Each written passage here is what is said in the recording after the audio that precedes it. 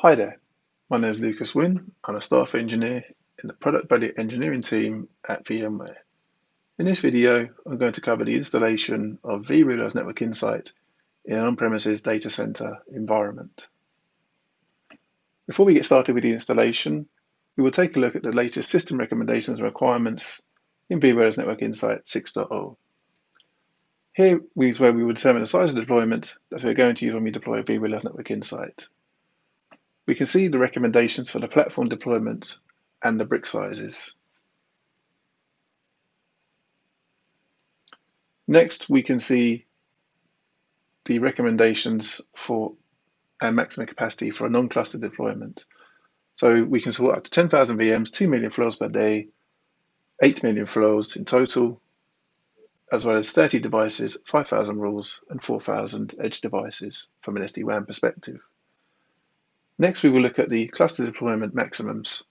And we can see that for up to 50 devices, we can support 10 extra large nodes, 100,000 VMs, 50 million flows per day, as well as 50 devices, 10,000 firewall rules, and 10,000 edge devices. For greater than 50 devices, we again support up to 10 nodes, but our maximums change from 72,000 for VMs, 400 devices, 275,000 rules, and 10,000 edge devices. You will need to determine the number of VMs and flows you are planning to monitor within your data center, and then choose the proper sizing and brick size when you are deploying your platform and proxy OVAs. And just to complete the story, here we have the recommendations for the collector brick sizes. In addition, we have other requirements and considerations that should be also reviewed. Next, we'll quickly walk through the on-premises installation flow. It takes around 30 minutes normally. Firstly, we'll deploy the platform OVA and then run the setup command. Next, we will generate the collector shared secret and then deploy the collector OVA and again enter the setup through the CLI. After this, we will add the data sources, and then finally, we'll start using Network Insight. So let's go and download the OVAs for vRealize Network Insight. We click on Downloads, we go to NSXT Data Center. After logging in to my VMware, we'll scroll to the bottom of the page and select vRealize Network Insight 6.0. And here we can see we're running 6.0, and we can also see that we have the Network Insight OVAs for both the platform and the proxy, as well as the offline upgrade bundle. Since we're covering installation, we will focus on the platform OVA and proxy OVA. And here we can see some details about the OVA in terms of its build numbers, and also its MD5 and SHA-1 and SHA-256 sums for data integrity. We will download these OVAs to our local system. Once downloaded, we will then switch to the vSphere client and deploy the OVAs. So firstly, we click on our data center and click on Deploy OVF Template. We then click Local File and then click on Browse. And then we choose the platform OVA.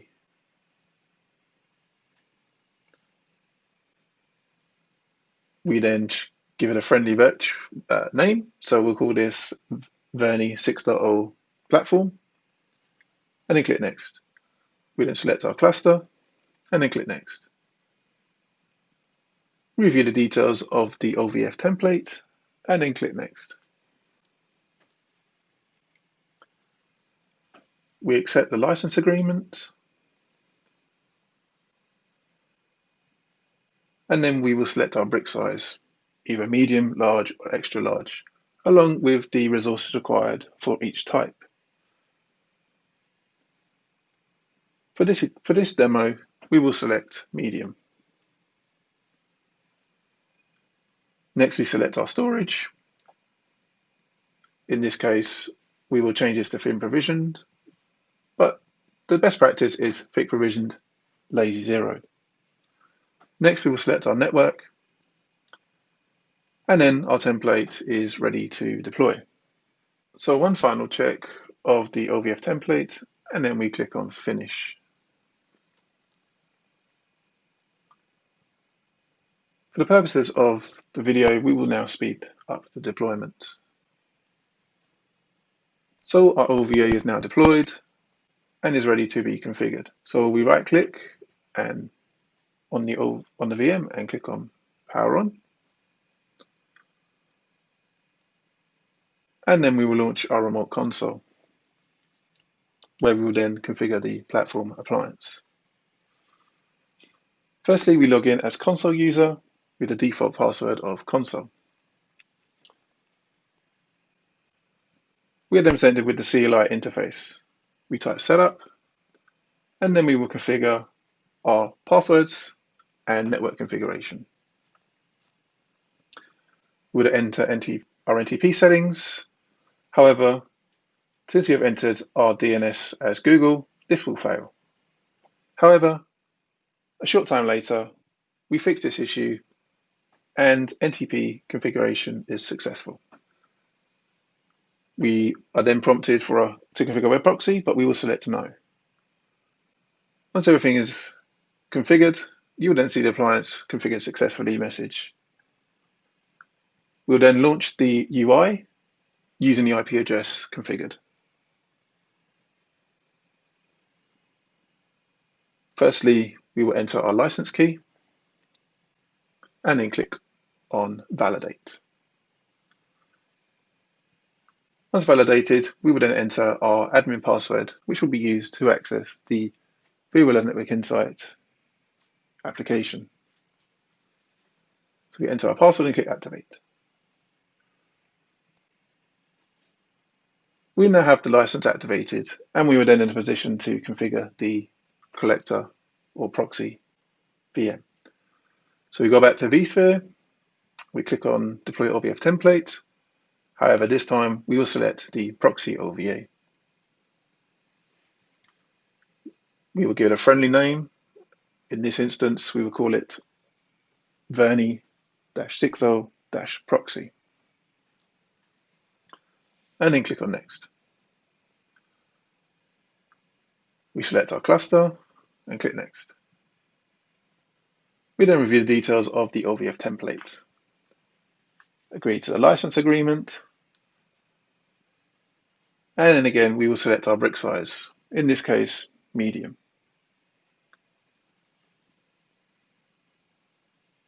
We select our data store, and again, we'll choose thin provisioning.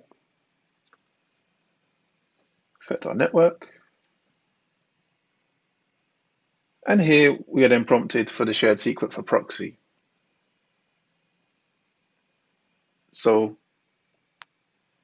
we switch back to the license page and click on Generate, which will generate our shared secret key. We copy this. We can see it's now copied to the clipboard. We then go back to the OVF deployment and paste in the shared secret key. Now we can see that all properties have valid values and we are able to proceed. Click Next and Finish.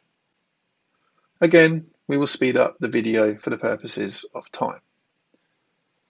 We can see that our OVF template for the proxy VM has been deployed successfully. So, as with the platform VM, we will now power on the proxy VM and configure the appliance.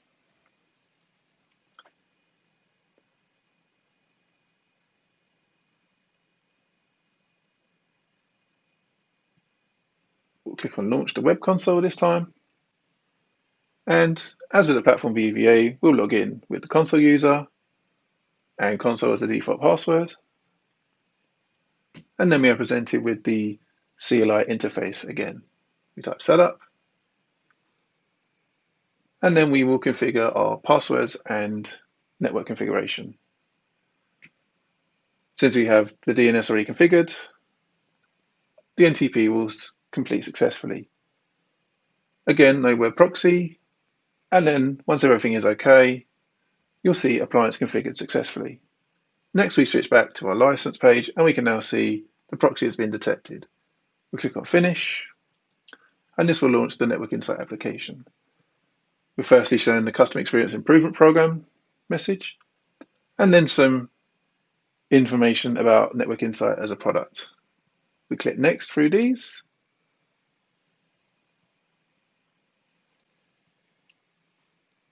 and then we are prompted to either start the self-service, but in this case we will skip this as it's not required.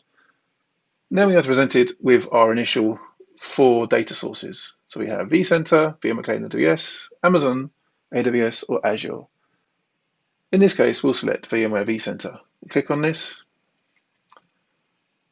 and we're then presented with the vCenter data source configuration page. Here we can see the collectors already configured. So we select this, and then we type in the IP address of the vCenter that we want to monitor. We then type our username, so administrator at vSphere.local, and then our password. We then click on Validate, and then if everything's okay, you'll get a validation successful message. We then have the option of enabling NetFlow or IPFix, but we will skip this in this case. However, you will be prompted to enable NetFlow collection. However, you can dismiss this. We then give the vCenter a nickname and click on Submit.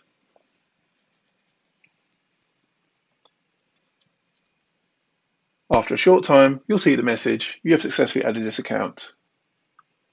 We then have the option of either adding another account or finish. But in this case, we're going to add another account.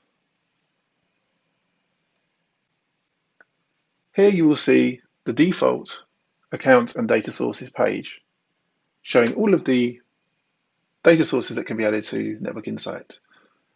Obviously, we have our traditional VMware, but then we also have public cloud containers, firewalls, converged infrastructure, routers and switches, as well as DNS and ServiceNow for, say, CMDB.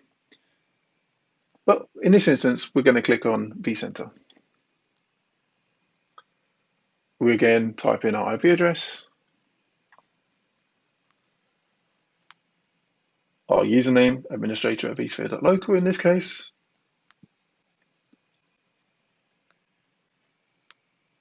and then our password. If everything is, we click Validate, and if everything is okay, you'll get validation successful. Again, we'll get prompted to enable IPFix, but we'll just type our nickname and then click Submit.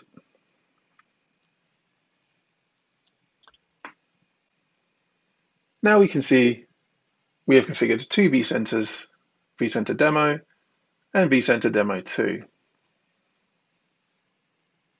We can see their IP addresses, as well as the last collection time and discovered VMs, and if applicable, flows. For the second vCenter, it's just been added, so there's no data at present.